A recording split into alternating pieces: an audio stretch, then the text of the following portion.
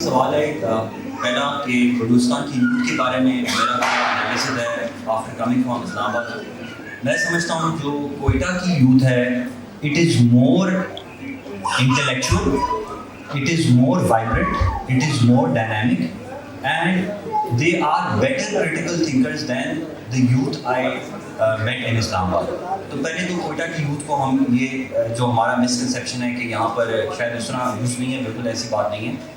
यहाँ पर शायद अपॉर्चुनिटीज़ हुकूमत की तरफ से, जिसमें मेरा अपना फेलियर है कि हमारी तरफ से अपॉर्चुनिटीज़ हम नहीं दे सके, जिसकी वजह से हम यूथ के इस टैलेंट को सामने लेके आ सकें। जहाँ तक पोलराइजेशन की बात है, पोलराइजेशन के ऊपर तो ये सच बात है कि हमारी यूथ आज के ज़माने में बहुत ज़्यादा पोलराइज्ड है और ये पोलराइजेशन सबसे ज़्यादा खतरा जो है इसका हुकूमत को है। आप लोगों में से बहुत से लोगों ने एक टर्म सुनी होगी, law and order. Law and order हर किसी ने सुनी हुई है। अब जब भी हम बात करते हैं लॉ एंड ऑर्डर, तो क्या मतलब है? ये लॉ क्या होता है, ऑर्डर क्या होता है? लॉ का मतलब है कानून और ऑर्डर का मतलब है कि माशरे में केओस ना हो।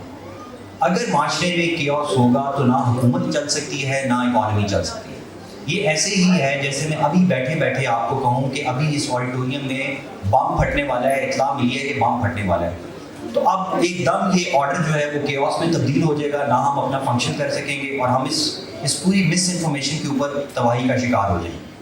फरवरी में एक मिस इन्फॉर्मेशन कोयटा में फैली कि कोयटा के अंदर जल्जला आने वाला है और लोग इस जल्जले में 1935 के जल्जले को भूल जाएंगे। इस मिस इन्फॉर्मेशन की वजह से कई ऐसे लोग थे जिन्होंने पूरी रात अपने घर के बाहर टेंट में गुजारी कि आज रात जल्जला आने वाला है। तो इस तरह की मिस इन्फॉर्मेशन जो है वो बहुत ज़्यादा डेंजरस होती है सोसाइटी के लिए।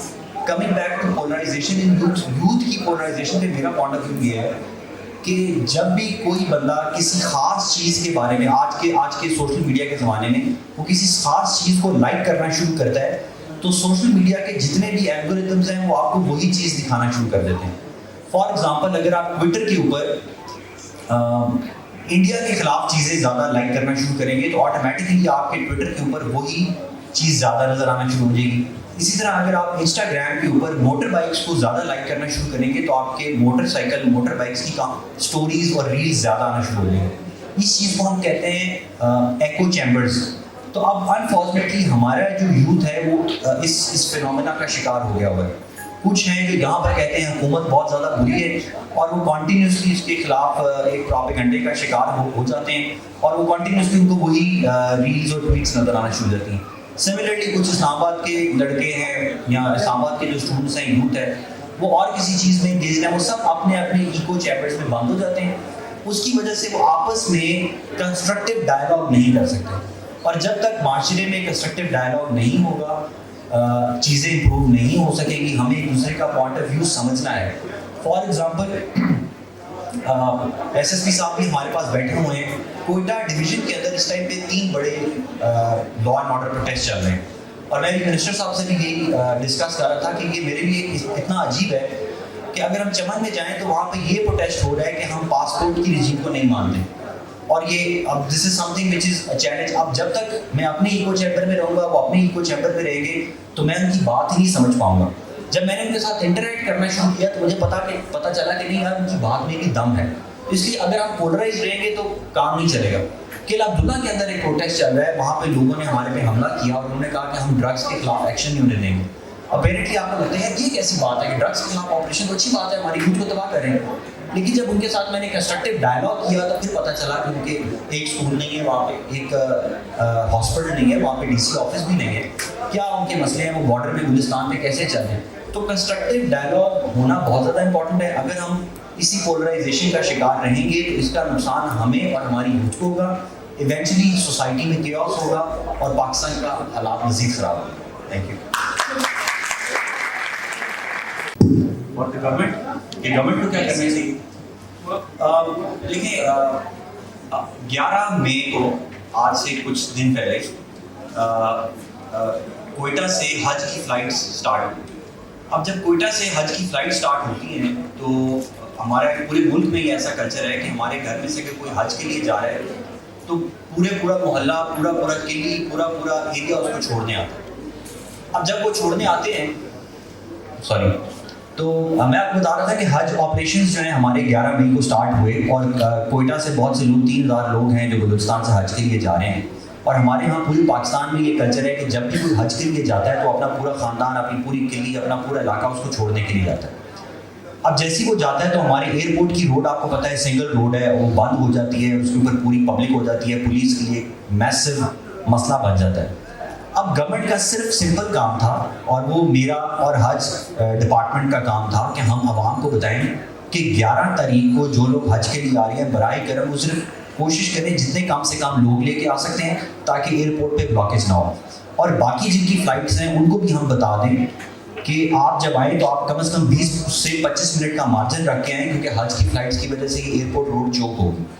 अब क्योंकि गवर्नमेंट, जैसे रिसानी साहब ने भी कहा है, क्योंकि गवर्नमेंट 4 दिन तक अपडेट्स नहीं कर रही, हमारे डिपार्टमेंट्स लोगों तक वो ट्रांसपेरेंसी से इंफॉर्मेशन प्रोवाइड नहीं कर रही, उसका नुकसान ये हुआ कि मुझे भी उस दिन ग्राउंड पे खड़े होना पड़ा, एसएसपी साहब बैठे हैं, ये भी उस दिन धूप में ज़लील होते रहे और हम गाड़ियाँ लगवाते रहे कि यार किस तरह हज के लोग जो हैं वो पहुँच जाएँ।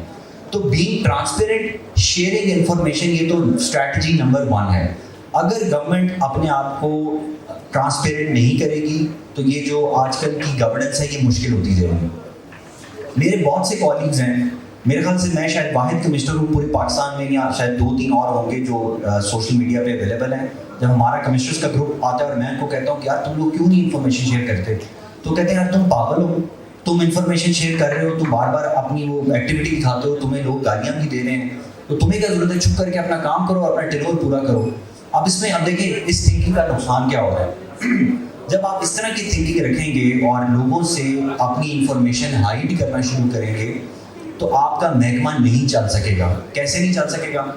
डीसी मूसा खेल साहब के एरिया के अंदर एक बच्चा कुएं के अंदर डूब के मर गया। उन्होंने फैसला किया कि यार प्रेस प्लीज क्या देनी है, कुएं में चला गया, अब क्या करें। अब प्रेस पे शोर मचना शुरू हो गया कि बच्चा कुएं में फंसा हुआ है, मूसा खेल में बच्चा फंसा हुआ है, उसको निकाल कोई नहीं रहा, निकाल कोई नहीं रहा। अब क्योंकि डीसी साहब का नैरेटिव ऑन रोड नहीं आया, सीएम साहब ने फौरी एक्शन किया, डीसी साहब को सस्पेंड कर दिया और डिसमिस कर दिया। और फिर मैंने डीसी साहब से रिक्वेस्ट की कि देखें आजकल के दौर में आप खामोशी रख के नहीं चल सकते। पुलिस वाले हमारे साथ बैठे हैं। 1960s में जब पुलिस के महकमे के अंदर वायरलेस का सिस्टम आया, ये बात रहा ना, ये जो वायरलेस आप सुन रहे हैं आपके हाथ में भी वायरलेस है। जब ये 1960s में पुलिस के महकमे के अंदर वायरलेस का इस्तेमाल आया तो तमाम पुलिस ऑफिसर्स ने ये कहा कि यार पुलिसिंग वायरलेस से थोड़ी होगी, ये क्या ड्रामा है कि हम ये इतनी बड़ी लेके घूमें, हमने डाकुओं से लड़ना है, हमने चोरों से लड़ना है, हमने दिन रात फाइट्स करनी है, तो ये ऐसे थोड़ी चलेगा। लेकिन अब दुनिया का कोई ऐसा पुलिस डिपार्टमेंट नहीं है जो वायरलेस के बगैर चल रहा हो। Technology has taken over. जब ये मोबाइल आया तो लाहौर पुलिस ने फैसला किया कि वो अपने ऑफिसर्स को पेजर लेके देंगे, और जितने हमारे सीनियर ऑफिसर थे वो मजाक उड़ाते थे कि यार ये देखो ये क्या ड्रामा आ गया, अब पेजर के जरिए लोग चलेंगे। और आज ये हालत है, मैं आपको ये बता रहा हूँ कि पाकिस्तान का कोई महकमा व्हाट्सएप के बगैर नहीं चल सकता, नहीं चल सकता, नहीं चल सकता। Technology has taken over us. और अब फाइनली ये जो इंफॉर्मेशन रेवोल्यूशन की एज है, इसमें अगर कोई ऑफिसर ये समझता है या महकमे ये समझते हैं कि यार ये सोशल मीडिया तो बकवास काम है, बच्चों का काम है, इसमें तो पता नहीं लोग डांस करते रहते हैं, गाने गाते रहते हैं, अगर ये अपने आप को अलूफ रखेंगे टेक्नोलॉजी विल टेक ओवर। ये नहीं हो सकता कि आप सोचेंगे कि टेक्नोलॉजी रुक जाएगी, टेक्नोलॉजी विल टेक ओवर और वो आपका निज़ाम को टेक ओवर कर लेंगे।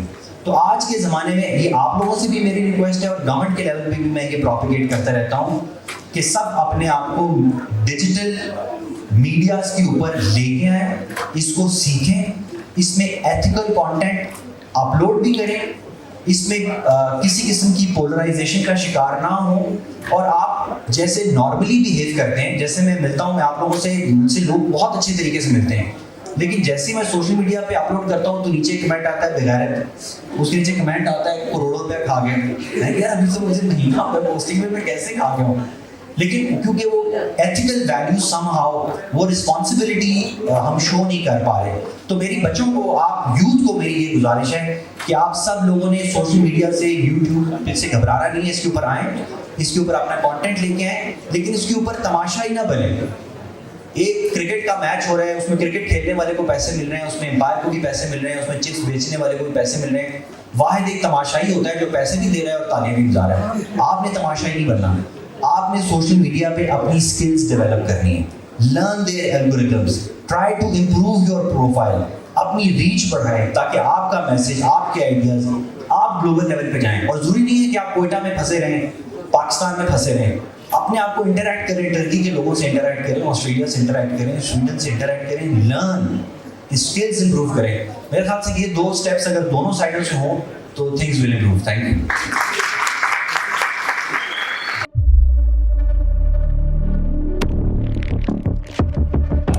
कुदरत की तख्लीक में कोई कमी नहीं, बस देखने वाली नजर चाहिए। कुदरत के बनाए इस निजाम में कौन है फसादी और कौन कर रहा है हक की मनादी? Absolutely not. कुदरत की सब पर नजर है, मजलूम की आह हो या सालिम पे पर्दा, कुदरत की नजर से ओझल नहीं। कुदरत का ऐसा ही एक शाहकार है जो नजर भी रखता है और पल पल की खबर भी। बराह रास्त जलसे हो या रखनी हो पाकिस्तान समेत दुनिया भर की खबरों पर नजर, तो अभी सब्सक्राइब करें YouTube पर डेली कुदरत को या फिर फॉलो करें सोशल मीडिया पर डेली कुदरत को और रहें हर लम्हा बाखबर। कुदरत हर वक्त बर वक्त।